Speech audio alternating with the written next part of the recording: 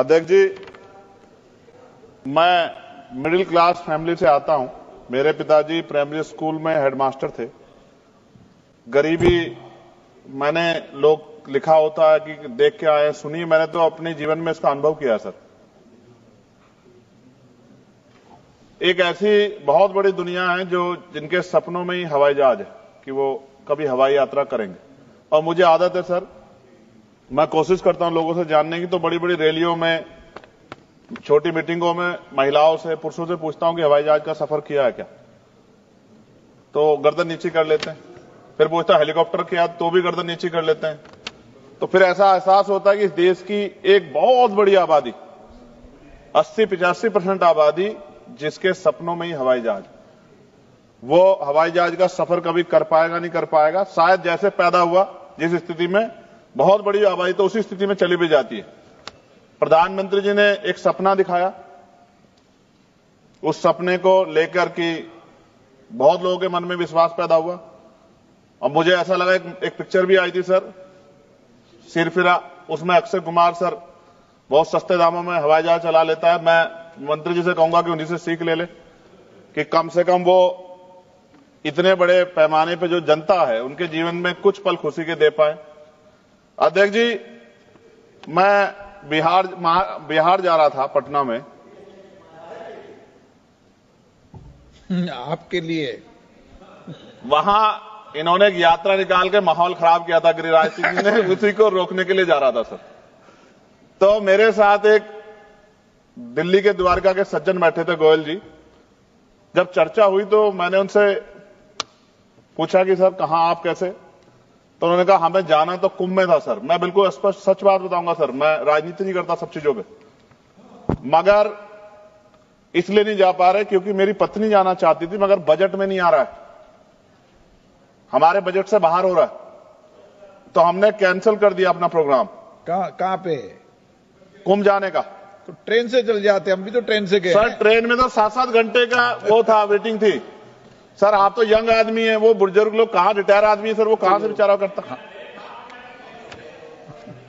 Sir ये आप ही की सरकार में बताइए ना कि ट्रेन से जाना पड़ रहा है। आपको अपने ऊपर सोचना चाहिए भाई कि आप एमपी हैं और आपके परिवार के लोग बेचारे ट्रेन से जा रहे। कौन सी वो वीआईपी कल्चर कहां गया सर?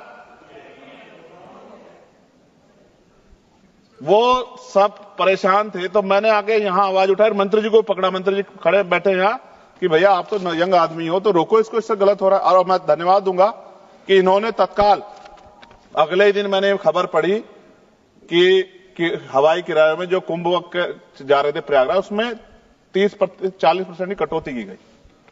यानी कि जो 50-60 हजार रुपए हो रहा था उसको कम करके 25-30 हजार रुपए तक किया गया। ये तब हुआ, ये गवाह बैठे मंत्री जी इस बात के।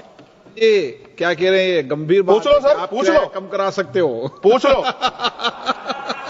आप ये पूछो, मैंने इनसे कहा नहीं कहा। और ये अगर ये इनके हाथ में था तो फिर कैसे हुआ सर, ये भी मंत्री जी बता सकते हैं। तो सर मेन क्या है, बहुत, क्योंकि सरकारी नौकरियां तो सर 2% है, 98% प्राइवेट सेक्टर है। तो जो प्राइवेट जॉब करता है, जैसे एक्स कोई बेंगलुरु में निखिल और सुरभि वहां जॉब करते हैं और अपने घर आना चाहते हैं सर, एयरपोर्ट पे आ जाओ। आ रहा हूं सर, आ रहा हूं सर, करवा दो मंत्री जी से कह के, तो बहुत आसान हो जाए सर। तो सर वो अगर आना चाहते हैं और उन्होंने अपने, क्योंकि जितनी सैलरी है, सैलरी रोज नहीं बढ़ रही है सर उनकी, तो उन्होंने बजट बनाया हुआ है। इस आने और जाने में अक्सर उनको बड़ी परेशानी का सामना करना पड़ता है। ये वो लोग हैं जो जिनकी संख्या बहुत ज्यादा है सर।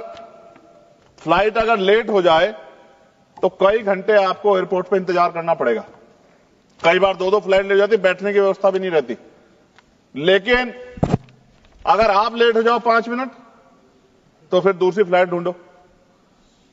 उस समय में सर चाहे 3 घंटे हो, 4 घंटे हो, पानी का रेट सर 120, 200, 250 रुपए। जैसा आदमी वैसा पानी सर, जिसकी जितनी हैसियत है। अगर आपके बच्चे या परिवार है तो और परेशानी है सर, कोई पूछने वाला नहीं है सर। ये जो मैंने कल भी एक जवाब में, जिसपे आपने कहा था, मंत्री जी को बोल दो, मंत्री जी एक वाटर कूलर भी एयरपोर्ट पे लगा दो, जरूरी थोड़ी बोतल का पानी पिए आदमी। ये अच्छी बात है सर, बहुत अच्छा सुझाव दिया आपने। पानी तो वैसे फ्री में मिलता है सर, हर एयरपोर्ट। कहां सर, कौन से एयरपोर्ट पे सर? पता नहीं होता। बॉटल्ड वाटर नहीं, पीने का पानी तो मिलता है हर जगह पे, हर पीने का एयरपोर्ट पानी सर क्या बात बताई सर आपने, कौन उसका नाम बता दो एयरपोर्ट का सर मुझे। दूसरी चीज है, हमने एक नया ये उड़ान स्कीम का प्रेरणा लेते हुए हमने उड़ान यात्री कैफे भी शुरू किया सर। ये कोलकाता में शुरू किया, चेन्नई में शुरू किया, अहमदाबाद में भी, और बाकी सारे एयरपोर्ट पे भी करेंगे, जहाँ पे 10 रुपए का वाटर बॉटल भी दे रहे हैं, 20 रुपए की टी कॉफी भी दे रहे हैं, 20 रुपए का एक और नमकीन भी दे रहे हैं, स्वीट भी दे रहे हैं। ये नहीं ये किया है, ये वास्तव में है, ये वास्तव में है सर। अभी कोलकाता में किया है, चेन्नई में भी किया है, अहमदाबाद में भी किया है, हर जगह भी करेंगे। चलिए सर ने कुछ कहा, मंत्री जी इस पर फोकस करो। हर एयरपोर्ट पर पीने का पानी की व्यवस्था कर दो निःशुल्क। सर ये बड़ा अच्छा आदेश सर आपने चेयर ने कर दिया सर, ये बहुत महत्वपूर्ण है, मंत्री जी इस पर काम करेंगे, बहुत लोगों का भला होगा। सर एक चीज बहुत मेरे दिमाग में बहुत मुझे जो पीड़ा देती थी सर, अब पीड़ा मत दो आप सर, खत्म कर दो, 2 मिनट में खत्म कर दूंगा सर, आप चेयर पे बैठे हैं तो और ज्यादा अच्छा है सर।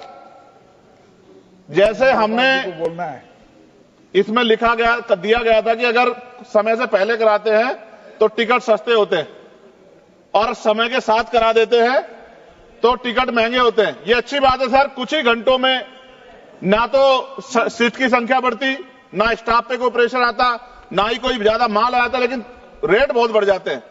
सर सवाल मेरा ये है मंत्री जी से, अगर जिन लोगों ने कुछ लंबे समय पहले टिकट खरीदा सस्ता, तो उनको बीमा में कुछ कम पैसा मिलता है क्या? या जिन्होंने महंगा टिकट खरीदा उनको अगर कोई दुर्घटना हो जाए सर, कुदरत ना करे हो, तो क्या ज्यादा पैसा मिलेगा क्या? ये जो पैसा तो बढ़ता है, लेकिन क्या इससे उसकी वैल्यू भी बढ़ती है क्या सर? लोअर के अपर के सर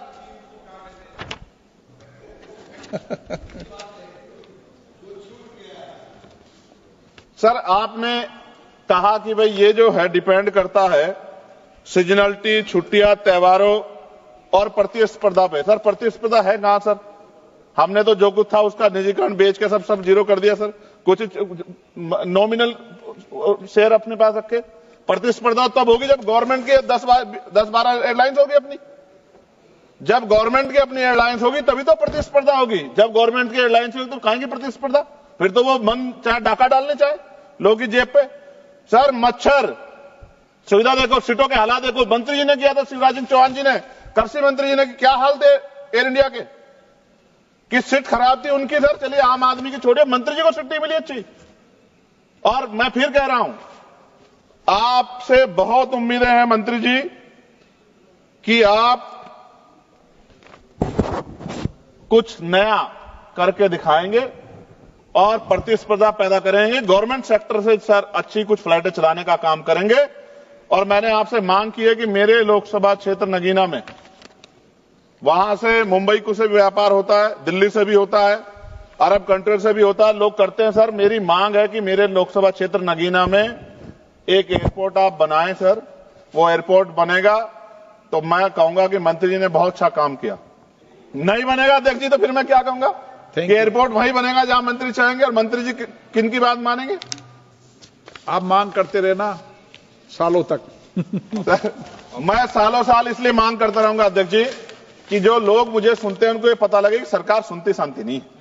सरकार मांग तो आदमी कर देता है, लेकिन सरकार ध्यान उनका रखती है जो उनके चहेते होते हैं। सरकार सबका ध्यान नहीं रखती, ये बात मेरे लोगों को पता लग जाए। Thank you sir. एक आखिरी में खत्म कर 30 सेकंड में सर, इसमें जो जॉब्स हैं सर, अब ये गाइडलाइन है सर सुप्रीम कोर्ट की और डीओपीटी की भी, 45 दिन से ज्यादा पे पक्की नौकरी। सर ये कहां है पक्की नौकरी? ये पक्की नौकरी में, क्योंकि पक्की नौकरी देते हुए SC ST OBC को रिजर्वेशन देना पड़ता है सर, तो इसलिए हजारों लोग जॉब कर रहे हैं सर एयरपोर्ट पे। आप डाटा सर, आप तो गार्जियन है हमारे, डाटा देखो सर, मगर SC ST OBC के लोगों को कहां उनमें रिजर्वेशन का लाभ मिल रहा है? ये तो एक तरह से उनके अधिकारों पर डाका डालना हुआ ना सर। इसलिए मैं मंत्री से मांग करूंगा कि सबका ध्यान रखते हुए और नियम, कायदे, कानून, यानी कि संविधान ने जो सत्य दी उसके आधार पर आगे बढ़े, देश का नाम रोशन करें। मैं आपका अध्यक्ष जी बहुत बहुत धन्यवाद करता हूं कि आपने मुझे मौका दिया। जय भीम।